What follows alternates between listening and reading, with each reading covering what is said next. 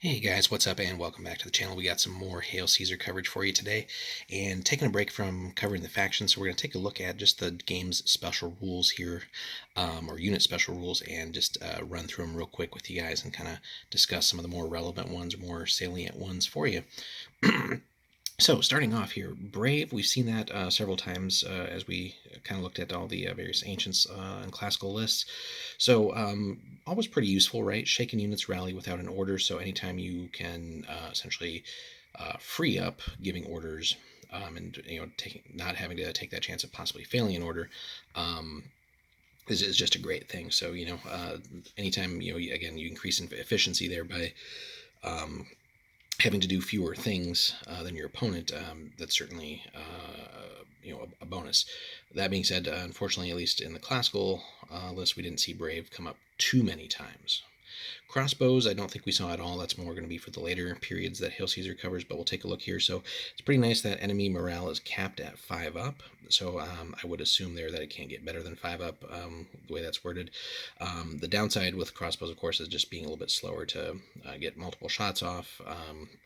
Is that you don't get any closing or traversing shots with them. So, but it's nice to, again, sort of limit some of the more heavily armed units to a 5 up save, so which should allow you to pour some damage onto them. That being said, the next one, double-handed infantry arms, we've seen several of those. Similar idea, but just for melee. So, and obviously those will come into play later on with more like two-handed swords and other stuff like that. But yeah, again, capping enemy armor saves will hopefully then lead to more casualties that you can push through, or more wounds. So definitely good options to consider there. Drilled, of course, we saw extensively, especially some of the more disciplined armies. So think, like some of the Greeks, Macedonians, Romans, of course. So a free move on a failed order, move through friends without risk of disorder. So again, just great if you're a little bit out of position and you need to move through friends there, because getting disordered is a kind of a pain in and of its own. But again, efficiency of orders and things like that, right? If you fail, no big deal. Normally, again, that'd be the end of giving orders with that particular commander or general. But regardless, a drilled unit will get to move at least once, so at least more parts of your army are doing more things guaranteed, for however many drilled units you have. So you can kind of rely on at least a certain amount of action in a given turn there. Eager, we saw it with a couple units, but it's basically a free move on a charge order, so basically just getting more distance out of a potential charge order there. So again, I'm trying to remember all of our factions that we covered. I know there were like 60 of them or something like that so far. But very, very thin as far as seeing that across multiple factions and stuff like that. So incredibly rare, but useful nonetheless when you have it. Now, elephants, of course, we saw that through multiple lists.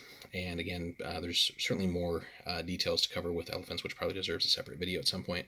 But they just have a whole host of rules. But here are some of the more relevant things. So the defeated enemy rerolls 1 die for break tests. Open order opponents are +1 to hit. Elephants giving ground stampede on a d6 roll of 1. So again, they do, as powerful as they are, they do have several downsides. A free move along road or as part of a marching column, so getting some more speed out of them essentially. They can't support cavalry, makes sense.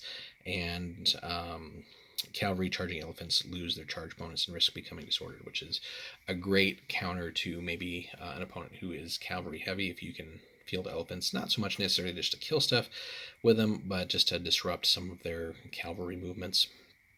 Elite is one that we saw extensively, especially again coming back to like Macedonia and Rome a lot. Just fantastic here. So recovering from disorder rolls on a 4-up just is fantastic. Now it says elite 4-up here. I think there are a few out there that are at different point value, not point values, but like elite 5+ stuff like that. So but 50-50 chance to basically recover from disorder is pretty solid. So Fanatic, we've seen that several times too, but I imagine we'll see more of those later on when we start getting into the more modern periods, Renaissance and classical, or not classical, but like Dark Ages and stuff. So morale save is +1 until shaken, so it's great. to basically, as long as the tide of battle is in your favor, you're just, you have that confidence. Those units have that confidence. But as things start to go south, then you're going to lose that extra bonus there, and typically see something like that in some of the more like, I guess, glass cannon type armies, or armies that have access to several units with that. So it's great while you're being able to dish out the offense basically, but if an opponent is able to sort of weather the storm there and eventually get you shaken, then often the tide is turning pretty heavily there. Feigned Flight, of course, we saw that extensively across so many different lists. Absolutely fantastic on cavalry. So basically, you just get to bounce out of combat, so which then lets you either get away potentially if that whatever you were fighting is going to be too tough to deal with, or potentially set you up for other charges. But Feigned Flight, absolutely fantastic. Frenzy Charge is another one we saw, especially with a lot of the like Gauls, Celts, and stuff like that. But basically, must charge with 3 moves allowed. So a little bit of upside downside to it, but basically you are so eager to get into battle there that you are forced to charge. So a smart opponent will try and toss some throwaway units in your way just to get you out of position and stuff like that. But it can be mitigated with the right kind of placement and stuff like that. So Freshly Raised, of course, is basically conscript. So check unit in the first round of combat. It's a little bit vaguely worded here. I do believe it's like a morale test in the first round of combat, just because they're barely trained. But hit us up in the comments if we're wrong on that one. I think that may have been addressed in an FAQ. The Kontos is a weapon, basically, again, that we saw with some cavalry units, and basically counteracts enemy charge bonus. It's just like a longer spear. Counteracts long spear armed infantry, and disorder test, basically, that's caused there. So basically a super lance. Speaking of lance, really great, of course, when you get the charge off with that. -1 morale on charges and counter charges. So letting you, again, push more damage through it. I know several units could upgrade into those as opposed to just having spears. So something to potentially consider, especially if it's one of your better cavalry units. Anytime you can push more casualties through, ideally is a good thing if you can afford the point cost there. Of course, it's already nice if the unit comes with it. Levies, we saw that extensively, especially a lot in the like Bronze Age, but basically must roll 4 up to recover disorder at the end of turn. So just, again, not the greatest quality of troops overall, and be basically placement and maneuvering will be even more important with those, because again, if you're forced to move through and you start causing disorder or otherwise disordered, you can start to see chunks of your army essentially start becoming less and less effective with disorder kind of taking hold. So especially if you're not able to get rid of it. Long spears, we've seen that lots of units had access to that. So charging cavalry or chariots are disordered on a roll of 1 through 3. I don't know why they can't just write that as 1 through 3. All chargers lose charge bonus except other long spears and pikes, of course. So makes sense. Basically, if the enemy has an equally long or longer pointy stick, then it's a wash. Marauders, we saw some of that, and these are fantastic whenever you can get them, just because they ignore the distance penalty for command. So really, they can go out and do whatever is needed, and distance won't be a factor. So that frees you up to be in more effective command ranges for units that need that. Marksman, we saw several times, is again a great thing for ranged units. Basically, you just get to reroll 1 missed shot per turn. So rerolls are always good, right? Increasing your chances, and generally found in the more elite ranged units, although some armies had access to that in quantity as well, and we've covered that extensively. So when you can load up on marksman, it's that shooting phase, or the shooting aspect, just gets that much more deadly. Militia, no move on equal command rolls. So a rough go there. So basically, on several of your your even dice rolls, basically, you're just not doing anything. So just like with levies, militia just they have their downsides, which are offset, of course, by the typically cheap nature of their units. But you are you always you say you get what you pay for. So that is just it'll happen at the wrong time in pretty much every game. So you'll need that militia unit to move, or militia units, and you'll start just rolling evens on your command rolls, and well, yeah, you're stuck. Two more on this first column. So the Parthian shot, we saw that with several of the ranged cavalry units. Some of those even had access to hit and run, basically, or feign flight. So basically, they can evade and make closing shots, which is just bonkers, basically. So anytime you have access to Parthian shot, it's just clearly going to be an upper tier, lighter ranged cavalry type unit. So evading, obviously, clearly useful there, but then just being able to pepper the enemy for still charging you is fantastic. And then last on this side here is phalanx. Again, lots of units had access to that, especially in the Greek world, and of course the Macedonians there too. So just a super useful ability, right? Hand-to-hand combat defeats by up to 2 are a draw. So you can do the math on that. Basically, the enemy has to beat you by 3 to actually beat you in a round of combat. So that just gives you tremendous leeway with the dice sometimes if they're not that hot. So if you can whether it's an actual wash, or again if they beat you by up to 2, is just fantastic, right? All that stuff is a draw. It doesn't matter. So which can if you can outlast the enemy, and just as time wears on and you start applying more damage to them, that just gets frustrating for them, because they're just not getting wins in a round. So really good stuff there.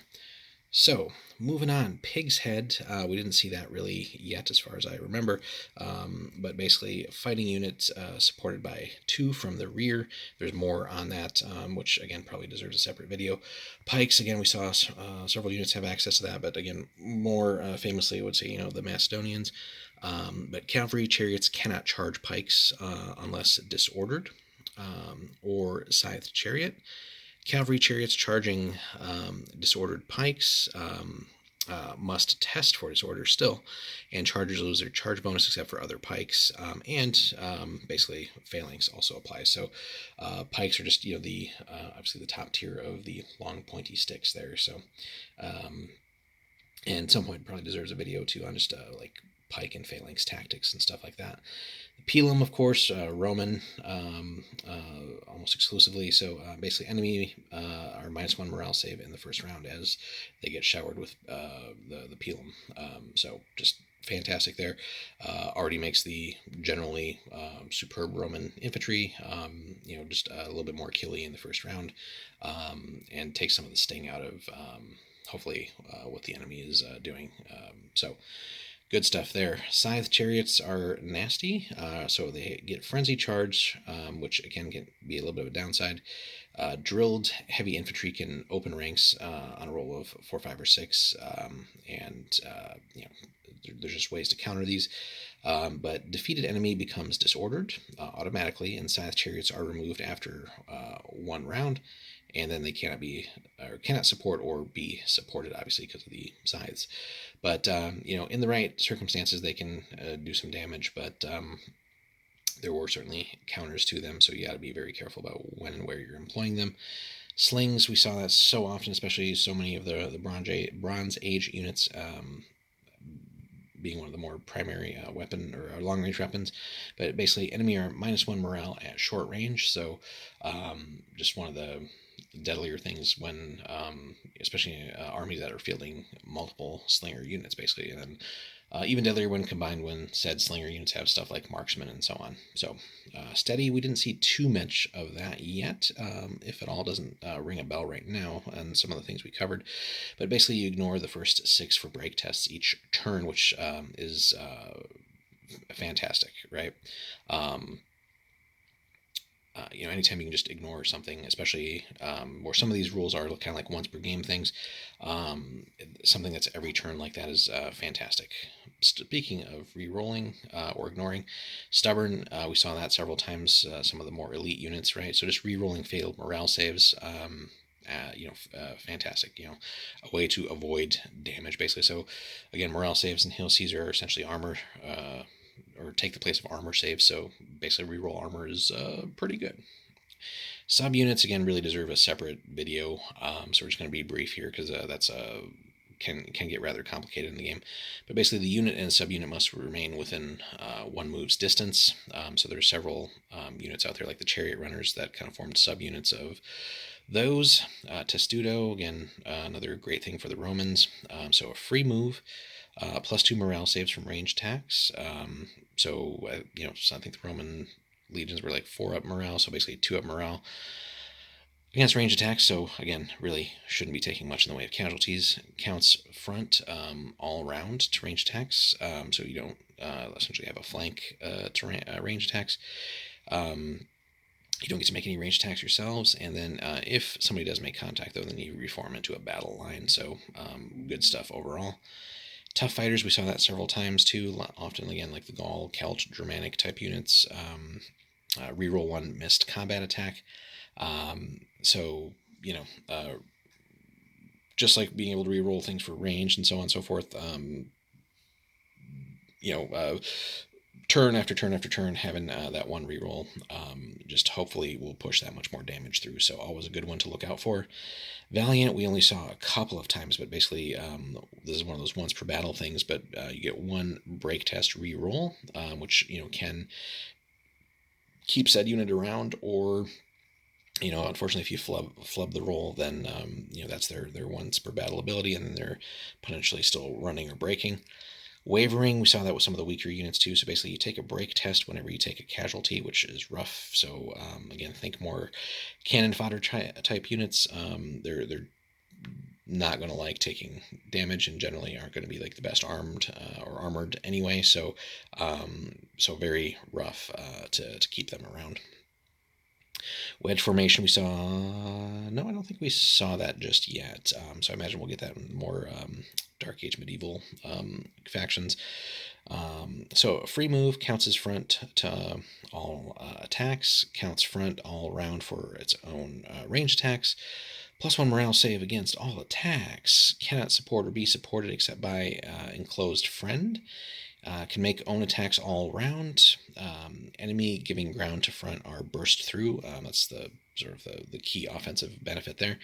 And wedge can make 3 moves after enemy break burst through. So because of the nature of the formation, so if you can punch through with a wedge, getting another potential 3 moves is especially on like a cavalry, and if they have like multiple battle lines, is almost like guaranteed in the right circumstances to let you get another unit contacted, basically, in some of their maybe weaker backline units. So wedges in the right position, right circumstance, definitely deadly.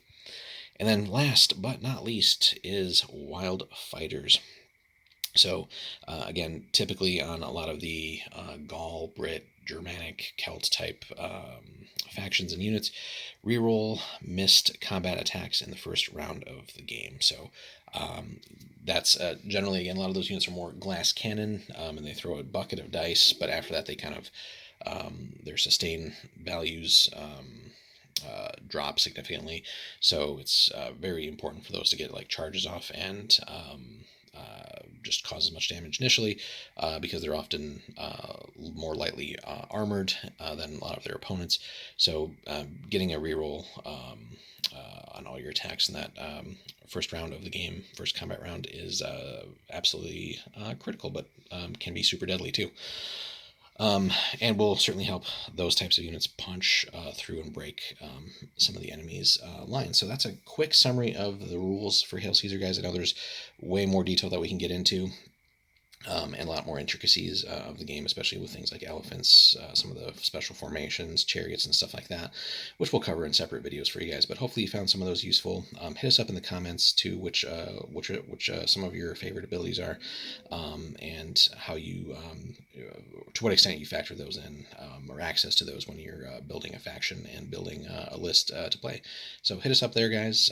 Hope you enjoyed. Always appreciate everybody hanging out. Hit us up with a like and a subscribe if you haven't already. We got more Hail Caesar on the way as well. And if you do want to support the channel a little bit more, if you check out the link in the description there, head over to Warlord. Anything you pick up from there via that link comes back and helps support the channel a little bit. And for those looking to maybe get their local store involved with anything from Warlord, if they don't already carry it, there's a little bit of information for you guys there too. So it's always good to help spread the hobby locally and support local stores. So if your store doesn't carry Warlord yet, hit that up, and then we will see you guys in the next one. Take care.